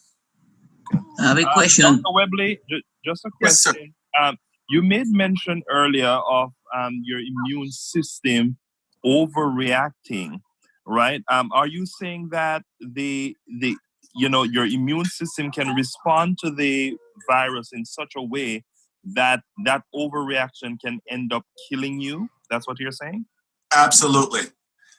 That's what allergy is. Tell us about that a little bit more, because that's what allergy is. When you have an allergic reaction, think about it. What is it about some innocuous pollen or dust that would make your body respond in that way? However, when your body sees that pollen or that dust for the first time, it goes ahead and it actually has antibodies made in a form that we call IgE antibodies, and those now sit on very specific cells in your system, and those cells actually have enzymes in them, and it is those enzymes, when they're released upon the next time you encounter that allergen, that actually leads you to the coughing and the sneezing and all of the respiratory issues you have. That's what allergy really is. Now, with the coronavirus, it's different. Essentially, the virus has a great way of entering the body where it is able to somehow silence the initial alarms. And the way I describe it is, let's say you have a fancy alarm on your house, right? Every window, every door is alarmed. When you went to bed, you know you turned it on, right? And then you're in your bedroom, you're sleeping, and you wake up in the middle of the night. No alarm has gone off, but you wake up and there's a man standing over you in your bed.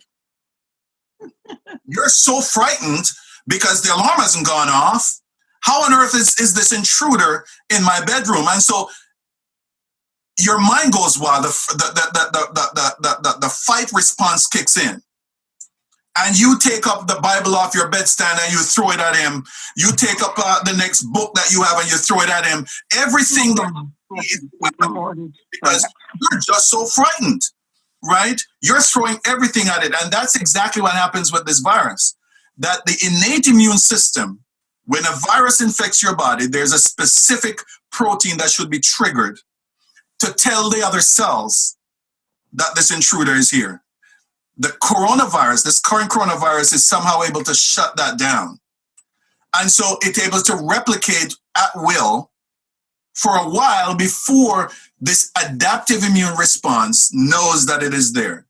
And sooner or later, the adaptive immune response realizes it's there. But by that time, there's so many viruses, it's already causing so much damage. So the immune system throws everything at it.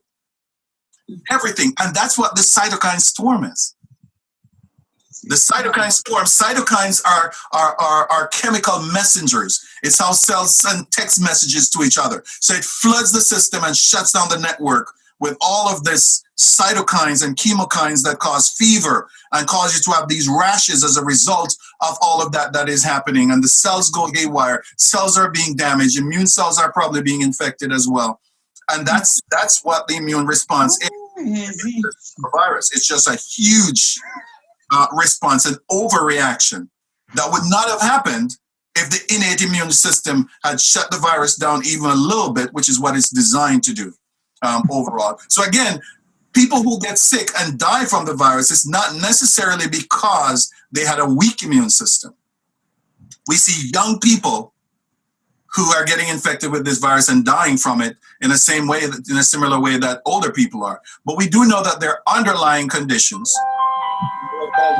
heart disease and some of these other diseases, diabetes, and some of these other things that cause an increase in the amount of receptors that you have in your body for the virus. I have a question. Hello? I have a question. Hello? We want to begin wrapping up. We hear it in your voice. It's been a long day, and we really appreciate I am going to allow 2 questions. One I'm going to read to you. This is from Bubby's Galaxy. Please, my life depends on getting an answer to some of my docs say to take it, to say don't.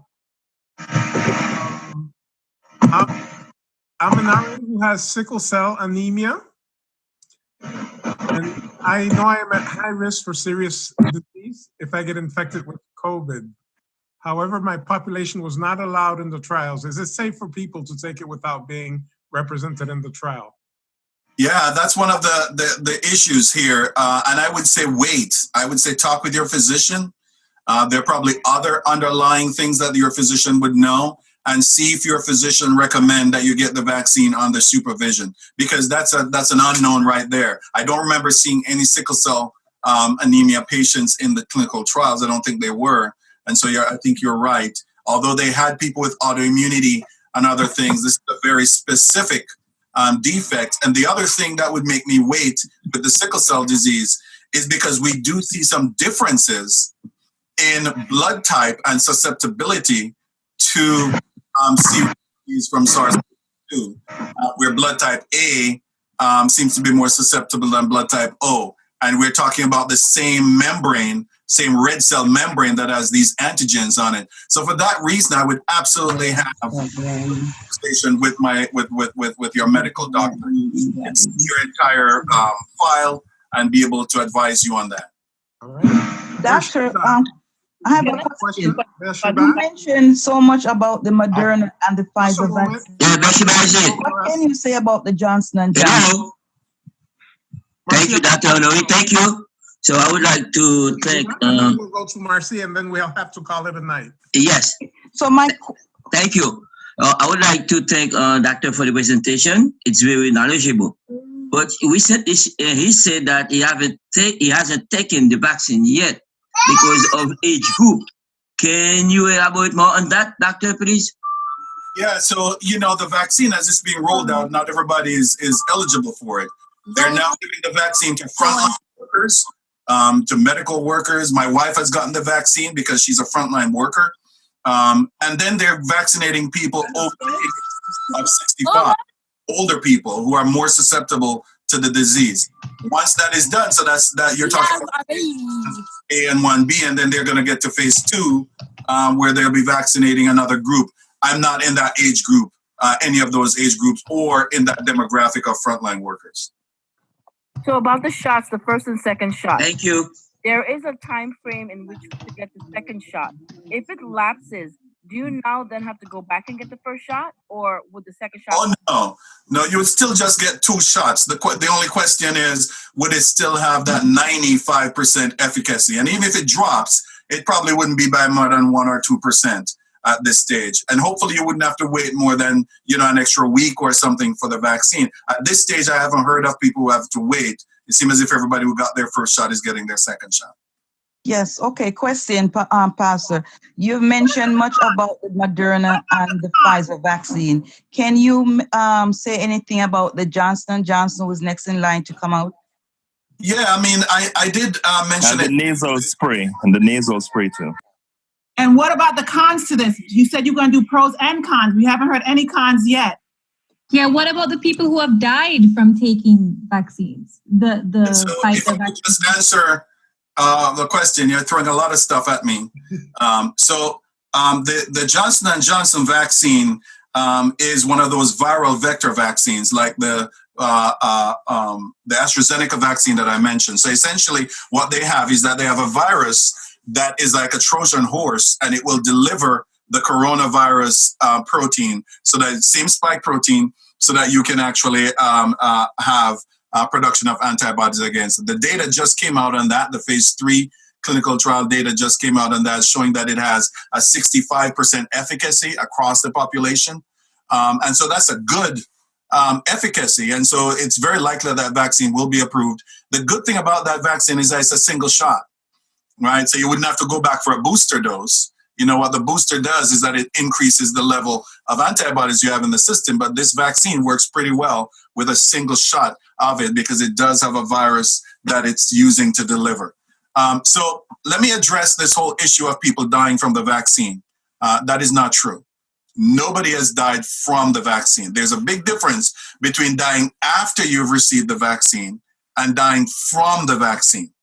Right? If I should gather everybody who is on Ring Central right now, all 400 people who are still on Ring Central, if I should gather all of you and give each of you $1, it is very likely that tomorrow somebody might have a car accident or 2. It is very likely that somebody will bump their toe going into their house. It is very likely that, somebody might die tomorrow. Who knows how many of us will be alive tomorrow? The fact that that happened to you after I gave you $1 doesn't mean that the dollar caused it to happen. It just means that you got it after the dollar. Now, here's what people are talking about. There is this Swedish group, I think, Norwegian group of individuals, of patients who got the vaccine. What they did is that because of the age range, they're giving people in nursing homes and hospice care the vaccine right now, right? And that's why I said there's certain people who I wouldn't give the vaccine to, because they're so fragile, they have very little time to live. And in those individuals, the inflammation that comes from your immune response to the vaccine could be detrimental. However, they haven't found that to be the case in these individuals. In this Norwegian group, they have 40-something people dying, natural causes, across all of these nursing homes on a weekly basis. Between December and January of giving the vaccine, they had 20-something people who got the vaccine who actually ended up dying. It doesn't mean that the vaccine led to their death. These are individuals who are most likely going to die anyway, because in other words, there was no increase in death after people were getting the vaccine. The same numbers of people were dying as were dying before the vaccine was given and after the vaccine was given. So you cannot attribute the vaccine to causing that. That's where statistics come in.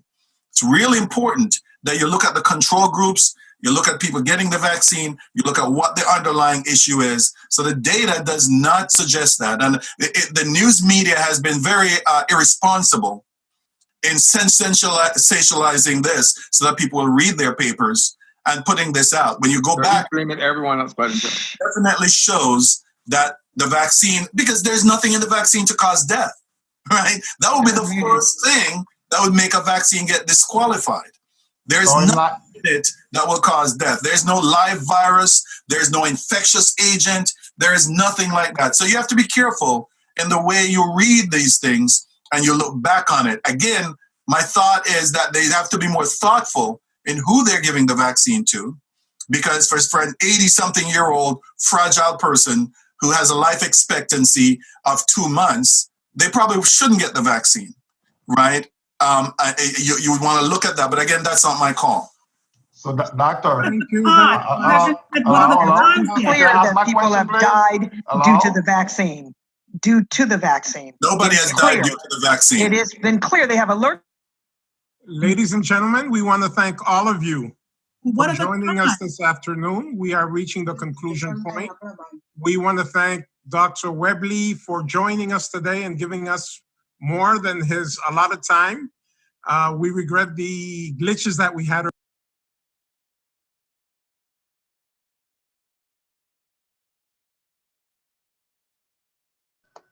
Okay, well, brothers and sisters, that brings us to the end of our program today. Get that out of the way. Okay. All right, that brings us to the end of our program today. And, you know, it is always good to have a broad array of information to make a decision from. So what you learned today, you learned about the virus, you learned how it works, you learned how it infects, how the vaccine works, how it's mRNA and all that. And this information will be available on our YouTube page. After maybe a couple of hours from now, it will upload and you can come back to this for reference. You know, so this is information from which you can make the decisions that the Lord leads you to make.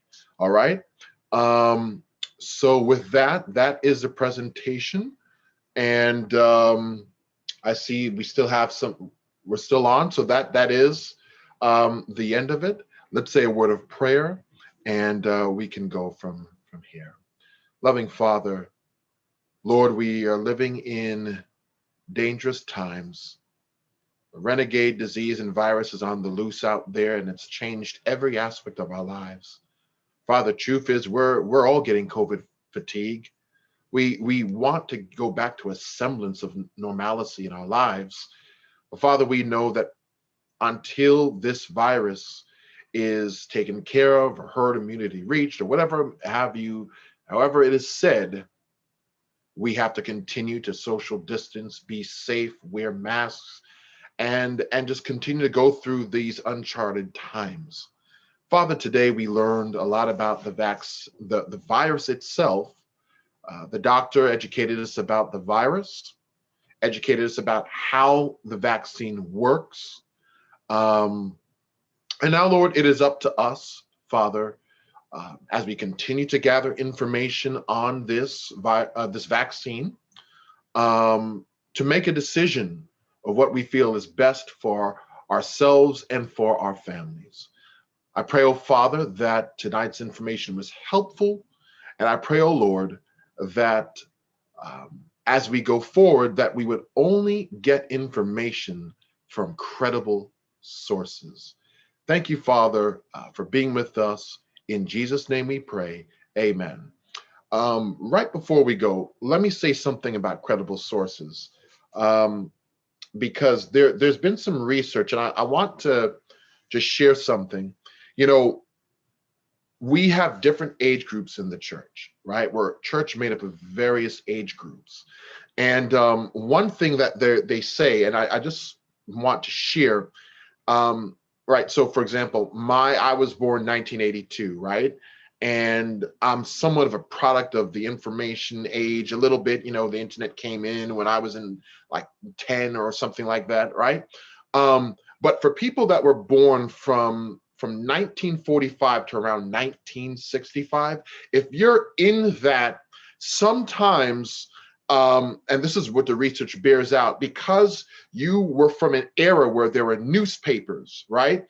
And where newspapers, if someone were to put something in print, it had to be correct, right? So you're used to reading a newspaper and knowing that that information is correct. It's been vetted. It's been, you know, because that's how things used to function.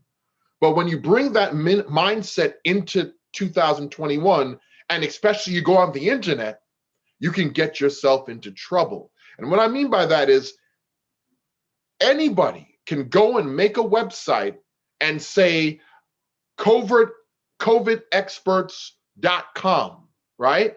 Anyone can do that. And just because it's written down, it doesn't make it fact, right?